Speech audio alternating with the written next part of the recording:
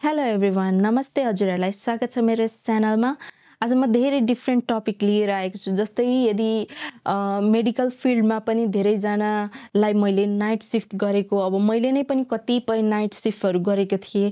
So त्यसलाई मध्यनजर गर्दै नाइट सिफ्ट गर्नेहरूको लागि चाहिँ म विशेष प्रकारको टिप्स लिएर आएको छु, जसले गर्दाखेरि चाहिँ तपाईँहरूलाई एकदम स्वस्थ रहनको लागि मद्दत गर्दछ।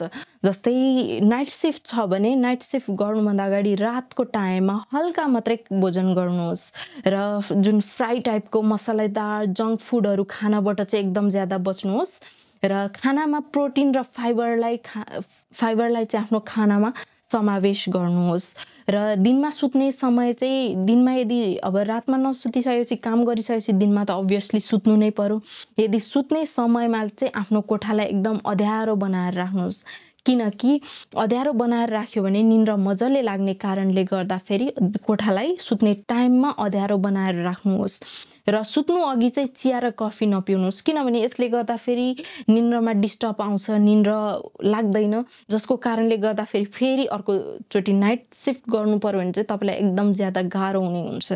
र सुत्ने र उठ्ने खाने समय चाहिँ एकदम फिक्स हुनुपर्छ यदि तपाईँ नाइट सिफ्ट गरिराख्नु भइरहेको छ भने, किनभने अब सुत्ने टाइम फिक्स हुँदैन। दिनमा अब मान्छेहरू सबै जागेकै हुन्छन् भन्ने सोचेर आफू पनि जाग्नुहुन्छ, नाइट सिफ्ट गरी पनि जाग्नुहुन्छ भने यो तपाईँको स्वास्थ्यका लागि हानिकारक हुन्छ। र खाने टाइम पनि फिक्स गर्नुपर्ने हुन्छ र सुत्ने टाइममा पनि कुनै डिस्टर्बेन्स नआउने गरी फिक्स गर्नुहोस्।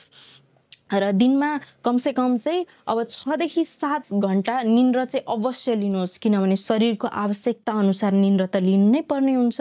र सिफ्टको टाइम जब हुन्छ तबबाट चाहिँ सकिने टाइमसम्म चाहिँ 5 देखि 7 ग्लास जति पानी पिउनुहोस्। र बिहान केही समयको लागि चाहिँ जब बिहानको घामको किरण जुन निस्किन्छ एकदमै त्यतिखेरको चाहिँ घामको किरण एकदम हेल्दी टाइपको हुने गर्छ। सो घामको किरणमा गएर बस्नुहोस्, जसले गर्दाखेरि चाहिँ भरपुर मात्रामा हामीले भिटामिन डी पनि पाउँछौँ। सँगसँगै अब विभिन्न रोगहरू जस्तै विभिन्न आउने मानसिक समस्याहरूबाट पनि हामी बच्ने गर्दछौँ यदि सनलाइटमा गएर बस्यौँ भने। हाम्रो ह्याप्पी हर्मोन पनि रिलिज हुन्छ। सो घाममा गएर एकछिन बिहानको घाममा गएर बस्नुहोस्।